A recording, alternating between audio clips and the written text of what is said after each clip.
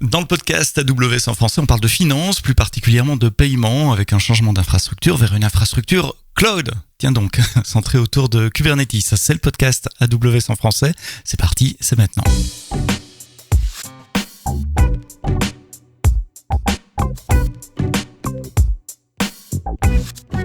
Bonjour, bienvenue dans un nouvel épisode du podcast AWS en français. Vous le savez, tous les vendredis matins, vous avez l'occasion de découvrir tantôt un retour d'expérience client ou partenaire de leur voyage, de leur migration, de leur adoption du cloud et du cloud AWS en particulier. Et puis une semaine sur deux, on parle des nouveautés des 2 dernières semaines, histoire de rattraper le retard quand on a loupé une nouvelle sur une nouvelle fonctionnalité ou un nouveau service. Ça se passe où? Ça se passe dans vos applications de podcast, les bonnes applications, j'ai l'habitude de dire, celles d'Amazon, d'Apple, Google, il y a plus le podcast de Google. Vous pouvez retrouver les podcasts maintenant sur YouTube. Alors sans vidéo, c'est toujours un podcast audio, mais au moins vous pouvez nous écouter sur YouTube. N'hésitez pas d'ailleurs de laisser des likes, des petites clochettes ou des petites étoiles pour booster les algorithmes de recherche. Ça fait toujours bien plaisir. Aujourd'hui, je vous l'ai dit, dans le podcast AWS en français, on va parler finance dans un monde donc régulé. On va parler d'infrastructure, on va parler de Kubernetes, une fois n'est pas coutume, et j'ai le plaisir d'accueillir Thibaut Dulon. Thibaut, tu es lead développeur architecte chez MangoPay. Dis-moi, MangoPay, c'est quoi? Salut Seb, bonjour.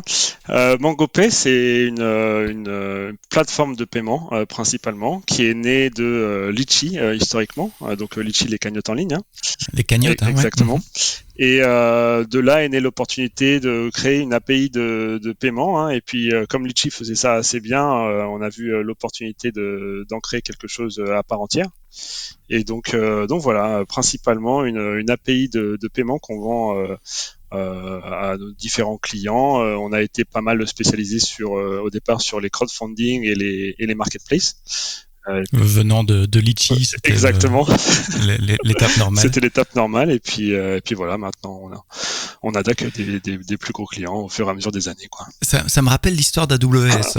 AWS est né par un besoin interne d'Amazon, d'avoir de la flexibilité. On a créé des API pour lancer des virtual machines, etc., pour les besoins internes. Et puis après, on s'est dit, tiens, ça pourrait peut-être intéresser des autres. Et donc, ton histoire, l'histoire de MangoPay, me rappelle l'histoire d'AWS. Je vous souhaite de grandir autant. Je me le souhaite aussi.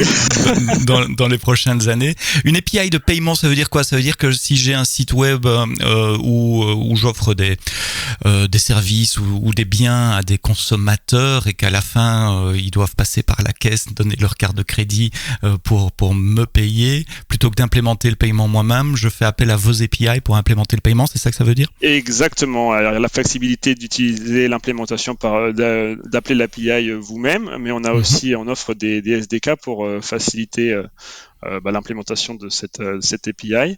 Je crois qu'on supporte 7 différents langages. Voilà. Et la force de MangoPay, c'est que on offre plusieurs manières de paiement. Donc, on a évidemment le paiement par carte, mais on implémente aussi PayPal, Virement, SEPA, etc. Et donc, on a toute cette flexibilité et on essaye de se rapprocher à chaque fois qu'on essaye de s'implémenter dans certains pays européens qui ont tous leur propre moyen de paiement. leur façon spéciale de faire. Oui. Exactement, on essaye de s'adapter à eux et d'implémenter ces nouveaux moyens de paiement au fur et à mesure dans la plateforme MangoPay pour que ce soit une plateforme clé en main, quoi. Et ça veut dire, moi, en tant que client de MangoPay, je dois pas me soucier de rajouter, je sais pas si j'adresse le marché belge, je sais qu'il y a un truc qui s'appelle Payconic, là. C'est vous qui allez le faire, c'est pas moi, quoi. Exactement. D'ailleurs, Payconic fait partie des moyens de paiement qu'on supporte. Ah bah voilà. C'était un parfait exemple. Et alors, avant de rentrer dans le détail de votre projet, de votre infrastructure cloud, je suis toujours un peu curieux de savoir ce qui se passe derrière. Ça veut dire quoi, faire des paiements? Vous avez des connexions directement avec les banques? Comment ça se passe derrière, en back-end? Bien sûr, tout à fait. Donc nous, on a une licence pour gérer de la monnaie électronique.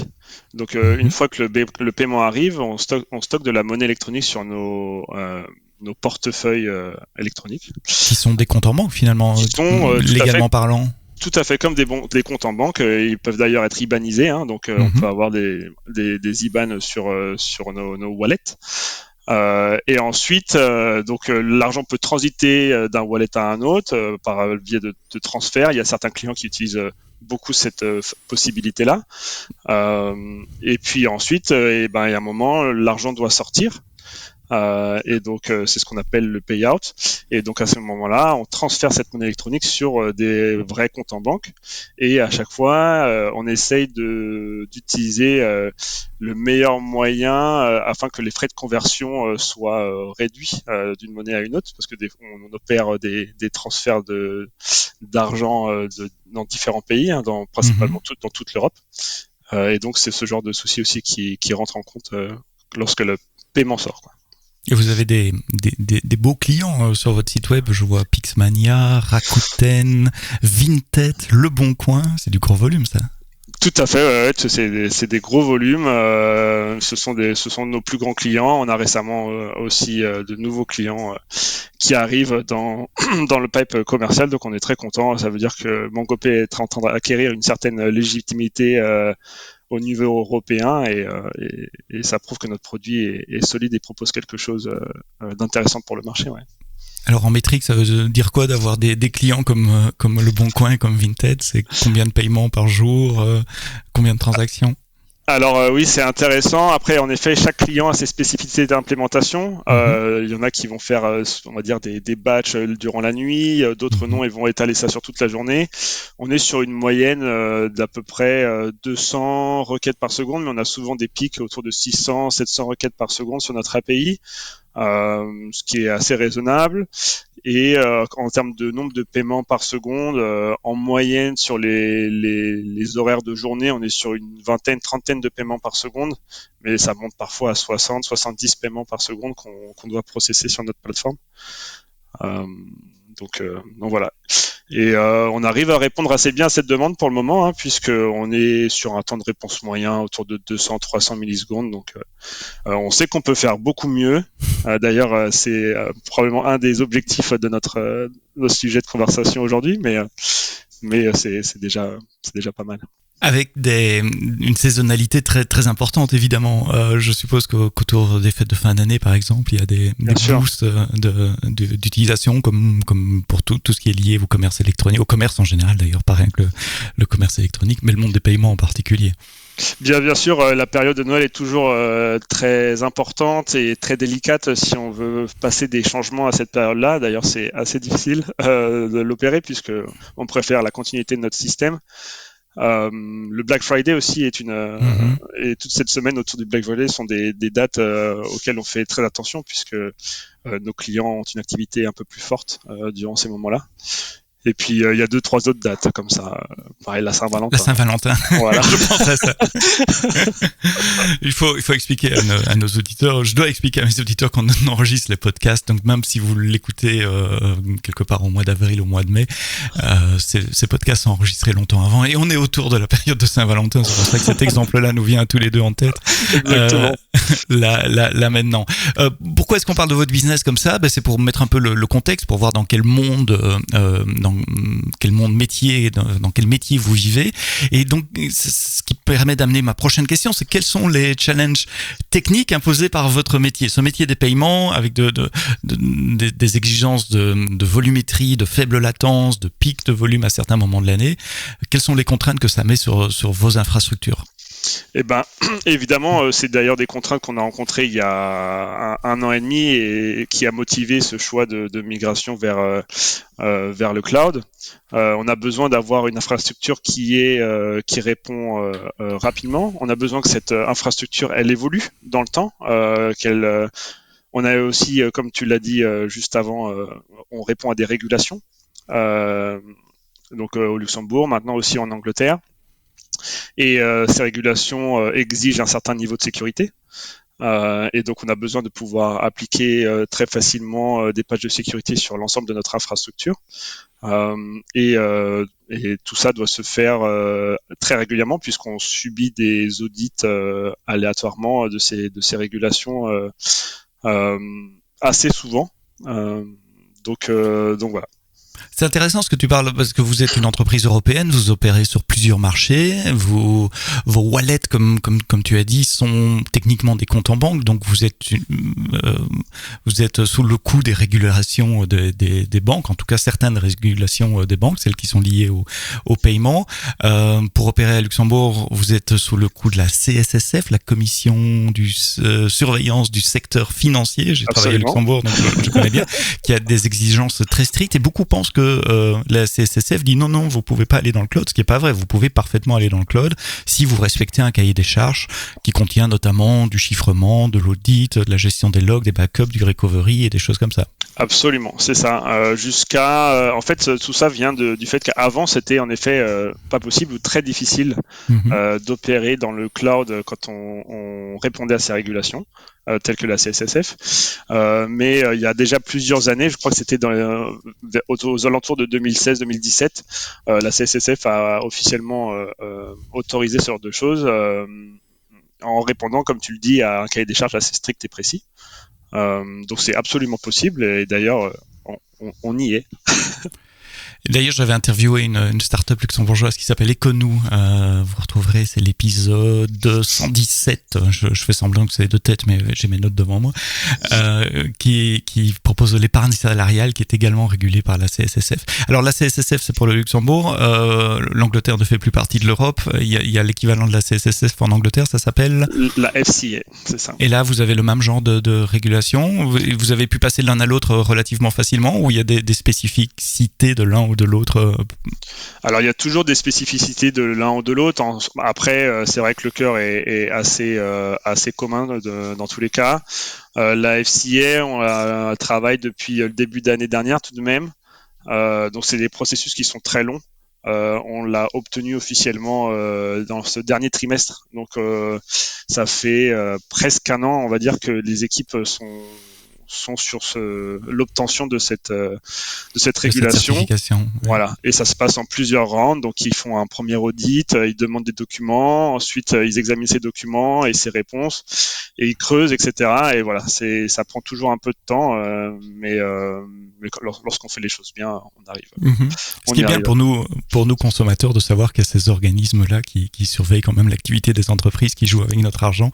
Moi, je trouve ça plutôt rassurant. Je comprends la contrainte côté entreprise, mais donc le message, si vous opérez des applications qui doivent être conformes aux règles de la FCA en UK ou la CSSF au Luxembourg, c'est possible de le faire dans un cloud et sur AWS en particulier. Donc pour les raisons que tu as citées, de disponibilité, d'agilité, vous avez décidé de migrer vers le cloud il y a un peu plus d'un an.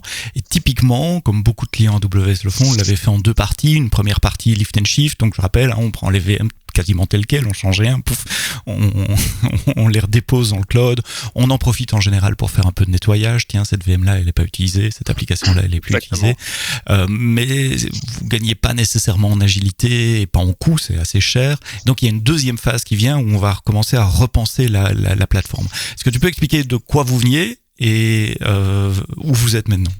Bien sûr. Donc on parle de pas si longtemps que ça, c'était il y a un an et demi, on va dire à l'été 2022.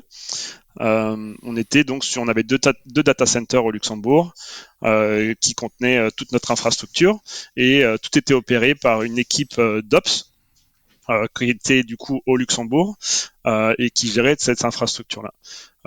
Comme je l'ai évoqué précédemment, on avait pas mal de problèmes. Donc cette infrastructure devenait avec le temps vieillissante puisque MongoPay, on parle quand même d'une création en 2013. Donc aujourd'hui, ça fait plus de 10 ans. Plus de 10 ans exactement. Donc infrastructure un peu vieillissante. On arrivait à terme de certains contrats de maintenance, etc. avec nos prestataires.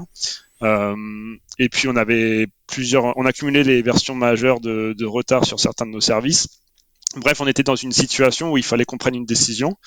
Et donc cette décision, ça a été d'aller vers le cloud, puisqu'on avait aussi cette appétence, cet appétit à conquérir plus de marchés, à aller s'implanter dans plus de pays, et donc on allait avoir besoin d'une scalabilité plus haute.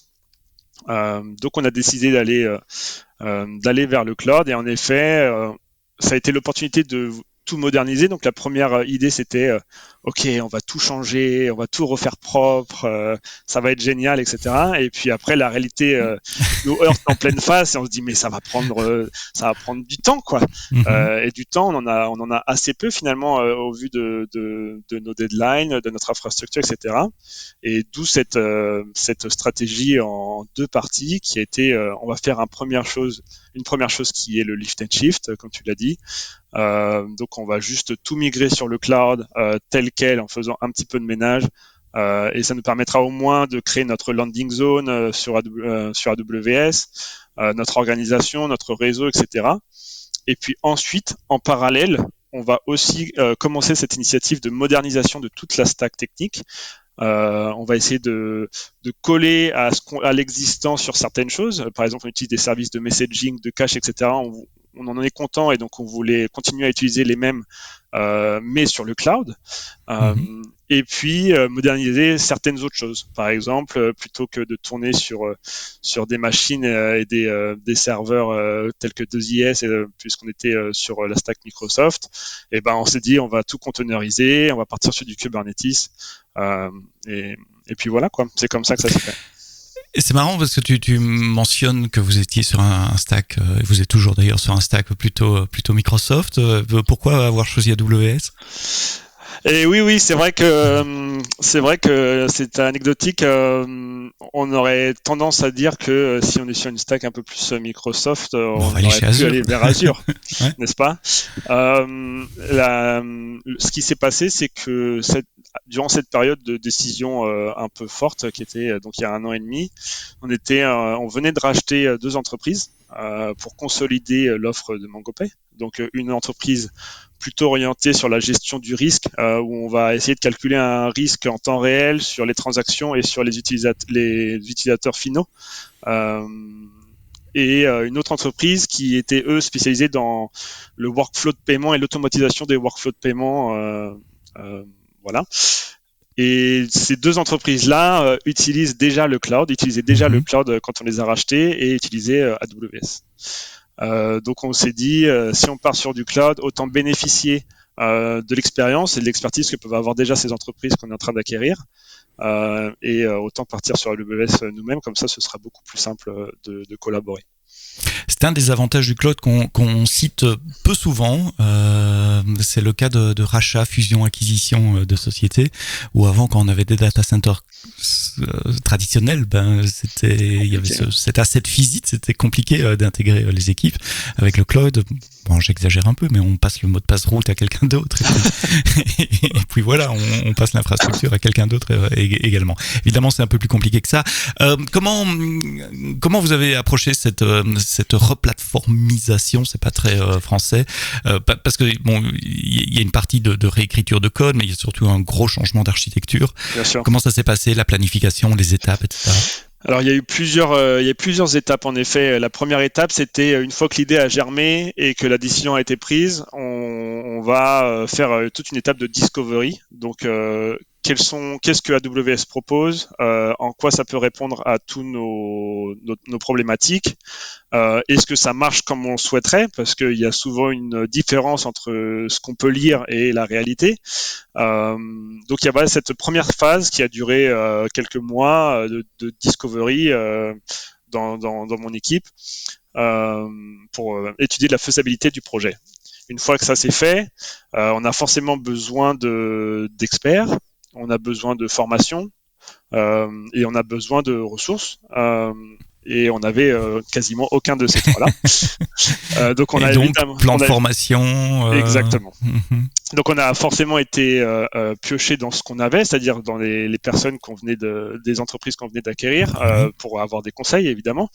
Et puis on a aussi bénéficié du plan d'accompagnement de formation d'AWS. Donc on nous a gentiment accompagnés, on a fait un skill assessment de nos équipes qui allaient directement travailler sur cette replatformisation. C'est vrai que c'est pas facile à dire.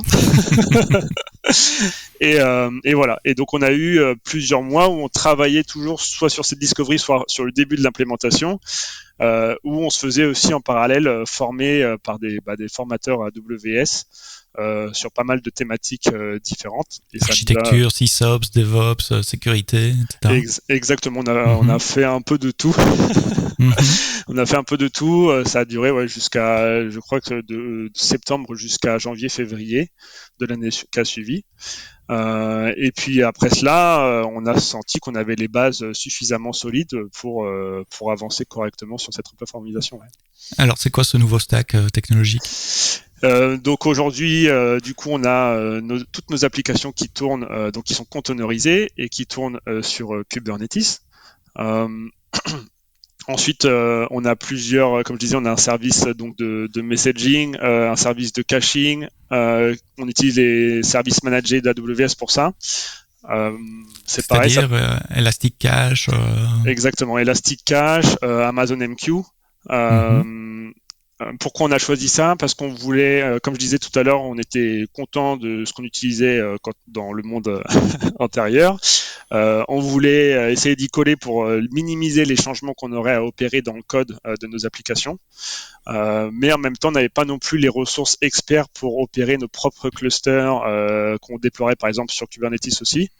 Et donc, heureusement, AWS propose ces services en managé, et donc c'est le choix qu'on a fait. Il y a beaucoup de clients qui font ce choix pour se focaliser sur votre expertise, votre application, et pas la gestion, enfin le management des bases de données, des clusters de messagerie, des engins de recherche, etc. Vous êtes resté en .NET ou vous avez changé de langage de programmation aussi ? On est resté en .NET. Après, comme je disais, les deux autres entreprises utilisent des langages différents, donc ça nous a permis d'essayer d'avoir et on est encore sur cette approche d'être de plus en plus polyglotte, en tout cas à la Cortec, puisque la Cortec c'est vrai que j'en ai très peu parlé, mais on est une équipe plateforme. Donc on travaille principalement pour les autres équipes techniques au sein de MangoPay.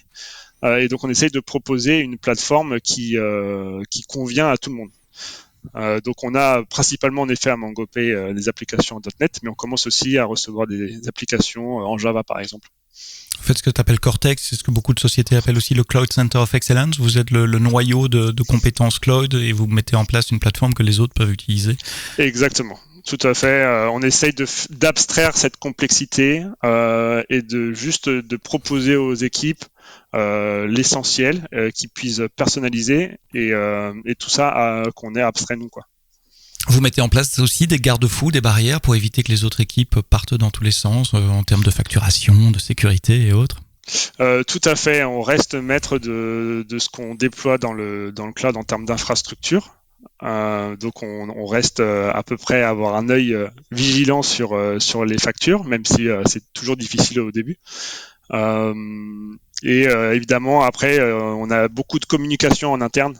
Par exemple, on entretient une démo tous les mois où on parle des nouveautés, on parle de ce qui est disponible maintenant sur la plateforme pour les différentes squads, et on essaye d'accompagner toutes les différentes équipes techniques sur ces nouveaux changements, sur ces nouveaux composants qu'on met en place afin qu'ils l'utilisent au mieux, quoi. Ça veut dire que vous utilisez aussi les landing zones, control tower et autres outils organisationnels de gestion de compte ? Tout à fait. Ça a même été un des débuts. Un des débuts, on commence par là. Et alors j'ai une question très naïve parce que je suis pas très Kubernetes. .NET sur Kubernetes, ça veut dire Windows ou Linux ? Ou les deux ? Eh bien, ça peut être les deux. En fait, Microsoft a créé un framework qui s'appelle .NET Core il y a déjà beaucoup d'années. Et puis ce framework a évolué. Aujourd'hui, on est déjà sur la version 8 pour parler de la version LTS. Et du coup, depuis cette version .NET Core du framework, on est vraiment cross-platform. Donc on peut déployer nos applications sur du Windows, sur du Linux, peu importe la distribution. Et donc c'est pour ça que nos applications elles sont toutes sur .NET Core. On gère parfois quelques versions différentes, mais voilà. Donc tout est dockerisé et aujourd'hui on déploie tout sur des machines Linux, ouais. Côté base de données, tu as parlé cache, mais il y a du bon vieux relationnel derrière aussi. Je suppose que vous avez fait le choix d'RDS ou d'Aurora, l'un des deux, plutôt non, puisque vous êtes en .NET, est-ce que vous avez fait le choix plutôt Microsoft SQL Server ou des solutions open source ? Alors, historiquement, on était en effet plutôt sur du SQL Server. On a fait le choix principalement financier, mais aussi pour la scalabilité, de migrer petit à petit vers du Postgre. Donc toutes les nouvelles applications utilisent plutôt du Postgre, donc on va passer par Aurora. On a encore un peu de legacy qui utilise toujours du SQL Server. Dans ces cas-là, en effet, on va soit utiliser du RDS quand c'est possible, soit on va encore utiliser nos propres machines pour notre base de données monolithique qui est un peu trop grosse pour être sur du RDS pour le moment. C'est en cours de réarchitecture. Mais voilà, donc on est un peu en mode hybride pour le moment. Mais t'as une idée, t'as une idée de la quantité de code qui a pu être réutilisé tel quel entre celui qui vient du lift and shift vers la nouvelle plateforme, parce que vous l'avez coupé en container, mais le cœur métier reste le même, donc je suppose qu'il y a une bonne partie du code qui a été inchangé. Alors ce qui est intéressant, c'est que depuis ce mois d'août 2022, en fait, on a eu une accélération de cette volonté d'aller vers la modernisation de toutes parts dans les équipes techniques. Et donc on parle d'il y a 1 an et demi où on parlait d'avoir un monolithe et on va dire 2 microservices. Et aujourd'hui, on a plus d'une vingtaine de microservices et on a ce monolithe qui petit à petit se décompose et perd de plus en plus de responsabilités. Et du coup, je sais plus où est-ce que je voulais en venir. C'est une technique de migration assez classique. Hein. On dépaisse le monolithe et jusqu'au moment où il perd sa substantifique moelle, toute sa substance. Il n'y a plus que des microservices. Mais comment vous gérez les deux plateformes en parallèle? Parce que en prod, pendant plus de 6-7 mois, vous avez été sur l'ancienne plateforme, le lift and shift, le monolithe, pendant que vous développiez la nouvelle. Comment ça se passe, la coexistence des deux? En fait, ce qui se passe, c'est que en fait, on va changer principalement le layer de présentation, donc c'est-à-dire le layer de l'API juste, mais tout ce qui est code métier, comme tu le disais, après tout ce qui se passe après le layer web, on va dire, lui ne change quasiment pas. Donc, on a pu réutiliser, on va dire peut-être 95% du code qui était déjà existant. C'est-à-dire qu'à un moment, vous allez dire à vos clients, quand vous allez migrer, je suppose que vous allez migrer les clients un par un et pas tout d'un coup, vous allez dire maintenant vous utilisez cette API-là qui pointe vers le nouveau stack plutôt que l'ancienne. C'est un changement pour les clients? C'est comme ça que ça va se passer? Alors, c'est encore plus difficile que ça puisqu'on a essayé de limiter notre impact sur le client et on n'a pas envie de proposer une nouvelle URL ou un nouveau DNS par exemple à nos clients parce que ça impacterait beaucoup de changements et on sait très bien que quand on demande des changements à nos clients, ça peut prendre... Ça prend 2 ans. Ça prend très longtemps. Alors, une petite anecdote, par exemple, il y a encore quelques temps, on autorisait encore le système d'authentification de Basic Auth, donc user mot de passe, etc. Et c'est vraiment une vieille façon de faire qu'on devrait plus, enfin qui est dépréciée au profit de OAuth, par exemple. Et donc on a initié ce projet il y a plus d'1 an. Et c'est seulement il y a quelques mois qu'on a réussi à faire déprécier à tous nos clients cette méthode d'authentification. Donc ça prend du temps. On dit souvent que quand une API est publiée dans la nature, elle est là pour toujours, quasiment. C'est très dur de déprécier une API. Et donc comment vous avez fait? Comment vous allez faire la transition entre les deux stacks? Donc ce qu'on a fait, c'est qu'on a mis en place ce qu'on appelle une API Gateway devant notre trafic. Cette API Gateway va être chargée de s'occuper du nouveau système d'authentification, du routing sur les différentes régions. Par exemple, on va ouvrir les UK. On a ouvert les UK en avril. Donc voilà, cette API Gateway là va être celle qui fait ce mapping entre les différentes régions, etc. Et c'est pour ça qu'on arrive à garder la même URL. Et ensuite, en interne, on saura en fonction des tokens du client s'il faut qu'on le redirige vers telle ou telle région. D'accord, donc les clients aujourd'hui tapent déjà sur cette API Gateway là, c'est leur endpoint, et puis vous allez implémenter le routing, vous avez implémenté le routing à ce niveau-là, et l'authentification à ce niveau-là aussi, ce qui est assez intéressant. Ce qui veut dire que vous pouvez avoir des méthodes d'authentification par client ou par région également. Exactement. Qui sont différentes. Infrastructure as code aussi, tant qu'on est dans le cloud, autant le faire bien. Absolument. Alors il y a plein de choix, et je sais, on me le répète souvent, entre CDK, CloudFormation, Terraform, Terraform et autres. Qu'est-ce que vous avez choisi, vous? Qu'est-ce qui marche pour vous? Absolument. On est parti sur la replatformisation dès le début sur la volonté de faire ça as code. Donc on est parti sur Terraform. Tout simplement parce que c'était le standard et qu'il était assez agnostique. On sait jamais, on se marie avec AWS, mais on sait jamais si un jour on veut se diversifier et être multi-cloud en fonction des opportunités et des régions auxquelles on s'attaquera. Donc on est parti sur Terraform, tout à fait. Ouais. Et alors, un aspect qui moi, me tient à cœur, c'est l'automatisation pour les développeurs, ce qu'on appelle l'intégration continue, le déploiement continu. Est-ce que c'est quelque chose que vous aviez déjà avant dans l'ancien monde data center et comment vous l'avez migré vers le cloud? Bien sûr, on avait déjà nos pipelines d'intégration continue et de déploiement continu. C'est des choses qui évoluent dans le temps constamment et qu'on a récupéré l'ownership depuis la création de la Cortec. Donc on arrive à proposer maintenant des templates qui généralisent l'utilisation de ces pratiques-là. Avant, c'était chaque équipe faisait un peu ce qu'elle souhaite et donc on n'avait pas de standard, etc. Aujourd'hui, avec l'apparition de ces templates-là et aussi d'avoir migré ça sur du as code, tout comme le Terraform. Avant, on passait par la UI directement. Aujourd'hui, on fait du as code. Et donc, nos pipelines de CI/CD sont versionnées. Elles sont standardisées puisqu'elles sont templatisées.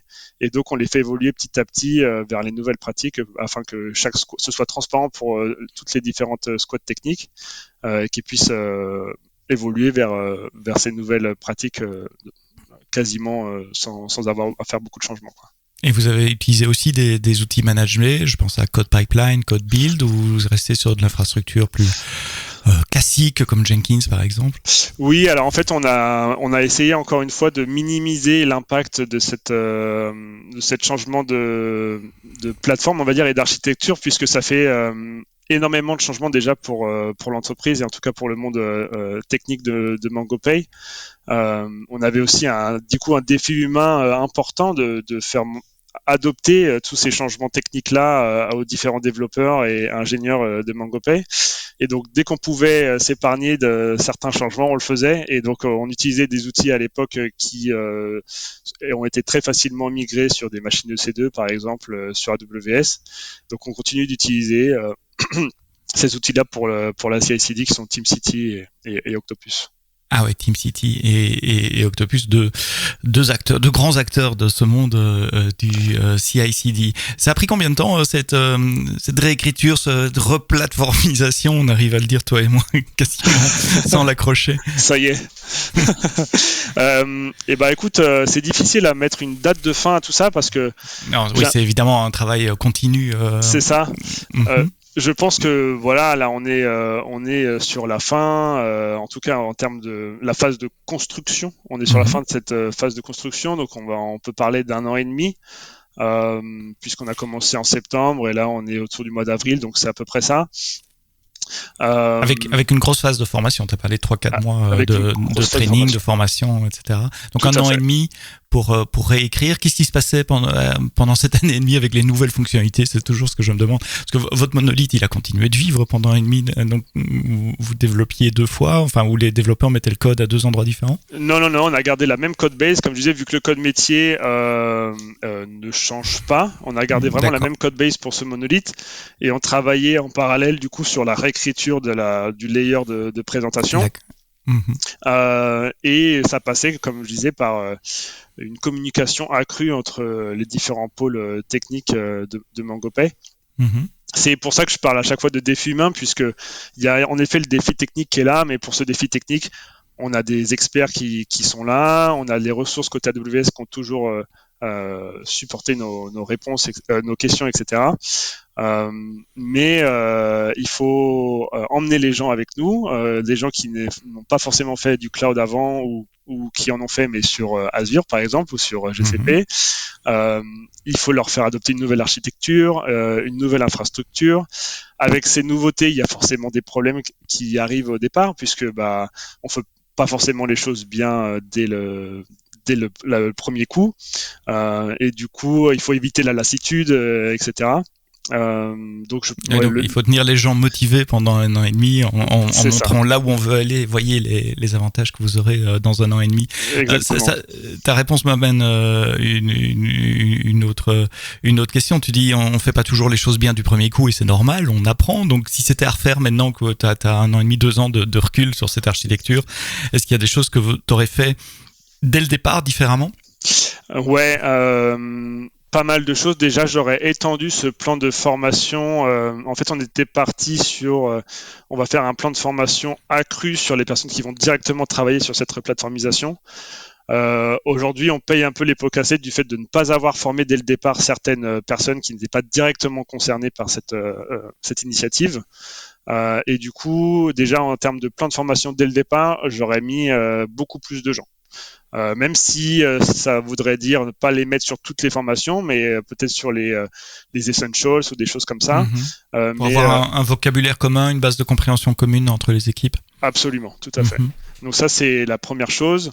Ensuite, on est plus en termes organisationnels. Je pense qu'on a sous-estimé grandement le challenge technique que ça représentait. Aujourd'hui, on a eu des dates assez importantes on s'est compromis avec nos clients pour l'ouverture de cette nouvelle région en Angleterre. Peut-être que si on avait su l'ampleur exacte de ce projet technique, on n'aurait pas été aussi ambitieux sur certaines dates pour prendre le temps de faire les choses bien et sans pression. Voilà. Après, en effet, je pense que c'est donc former plus de gens, même des gens non directement liés au projet pour avoir un vocabulaire commun et avoir plus de gens qui comprennent ce concept cloud. Tu disais vous aviez des gens Azure ou GCP. Je me demande, enfin une fois qu'on est dans le monde du cloud, après c'est apprendre le langage spécifique, les spécificités, les commandes où il faut cliquer dans la console, mais au moins les concepts de consommation à la demande sont les mêmes, mais sont partagés. C'est peut-être plus facile de démarrer avec ces gens-là, et puis être moins optimiste sur les dates, c'est ça? Oui, tout à fait. Après, malheureusement, tout ce qui est technique, je pense d'une part, on aurait du mal à l'éviter, et d'autre part, en fait, je pense que c'est sur toutes ces erreurs et tous ces problèmes qui sont arrivés durant cette cette migration, qui nous font apprendre et qui nous font devenir meilleurs et des meilleurs experts sur toutes ces technologies. Et donc ça, j'effacerai pas. Ouais. Oui, évidemment, c'est comme ça qu'on construit l'expérience, en apprenant, en se cassant les dents parfois à gauche ou à droite, sans rien de faire de très grave dans votre cas. On parle juste de délai. Donc là, vous êtes en prod, vous avez onboardé vos premiers clients à l'heure où ce podcast est diffusé. Comment vous allez faire évoluer cette plateforme? Quels sont les chantiers que tu vois pour le futur? Alors évidemment, il y a un chantier métier. Le métier va continuer d'évoluer, etc. Mais techniquement, entre cette première version, qui est une première version, avec tout le bien et le mal qu'elle peut avoir, et ton idéal du futur, qu'est-ce qui va vous occuper en 2024-2025? Et beaucoup de choses, j'en ai bien peur encore. Donc, comme je disais, on arrive à la fin de cette phase de construction. Ensuite vient cette phase de stabilisation. Donc de stabilisation et parfois de nettoyage. Donc maintenant que la replatformisation est terminée et que on a des premiers clients qui tournent dessus, il va falloir qu'on décommissionne le lift and shift qu'on a opéré l'année dernière, par exemple. Ça va donc on va avoir une grosse phase de nettoyage. Il va falloir aussi passer par une période d'optimisation des coûts, puisque c'est connu que dans cette phase de construction, c'est pas ce à quoi on fait le plus attention. Maintenant que ça tourne, il va falloir qu'on se repenche dessus, puisqu'il y a beaucoup d'optimisation qu'on pourrait faire pour faire baisser un peu la facture.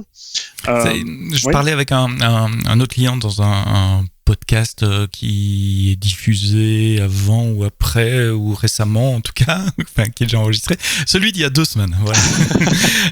Où on parlait de la mise en place FinOps justement, c'est quelque chose que vous regardez aussi. Donc il y a 2 choses, il y a les big rock, les choses immédiates sur la facture, tiens on n'a pas besoin de cette instance là, tiens celle-là elle est trop grande, on va l'enlever, tiens on a 1200 volumes EBS qu'on n'utilise pas, on va les effacer, etc. Ça c'est les gros leviers d'action immédiats. Et puis après, il y a cette mise en place d'une culture, d'une pratique de sensibilisation au coût. C'est quelque chose sur laquelle vous travaillez également? Tout à fait, ouais, tout à fait.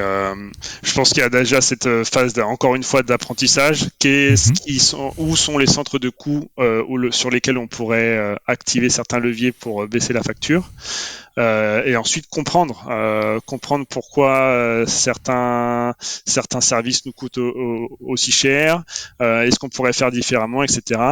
Et une fois qu'on a appris de ce qu'on a fait peut-être pas assez bien, diffuser en effet la bonne pratique pour dire bah voilà, là par exemple on n'avait pas besoin d'utiliser des volumes EBS, on peut avoir des containers immutables et c'est très bien. Par exemple pour la gestion des logs, c'est quelque chose qui nous est arrivé, nos containers doivent être immutables, on n'écrit pas dans des volumes dans les containers, on va scraper directement dans la sortie standard. Voilà, c'est des petites choses comme ça où on peut diffuser les pratiques. Et ensuite, voilà, on devient meilleur petit à petit, quoi. Donc stabiliser,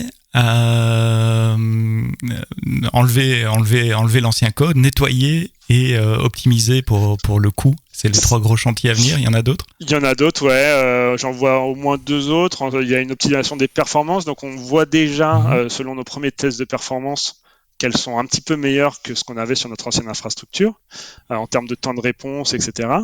On est certain qu'on peut aller encore plus loin et grâce à la flexibilité du cloud, maintenant on sait qu'on a les leviers nécessaires pour aller plus loin sur un meilleur temps de réponse, etc. Et c'est très important pour nos clients et puis même pour séduire plus de nouveaux clients. Donc c'est clairement un chantier pour 2024.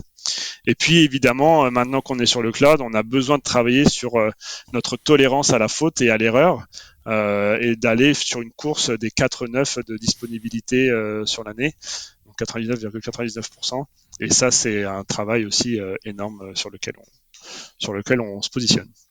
Donc là, vous êtes en multi-ESI sur une région pour un groupe de clients, j'ai bien compris. Il y a l'Angleterre pour les clients anglais et quelque part en Europe pour les clients européens.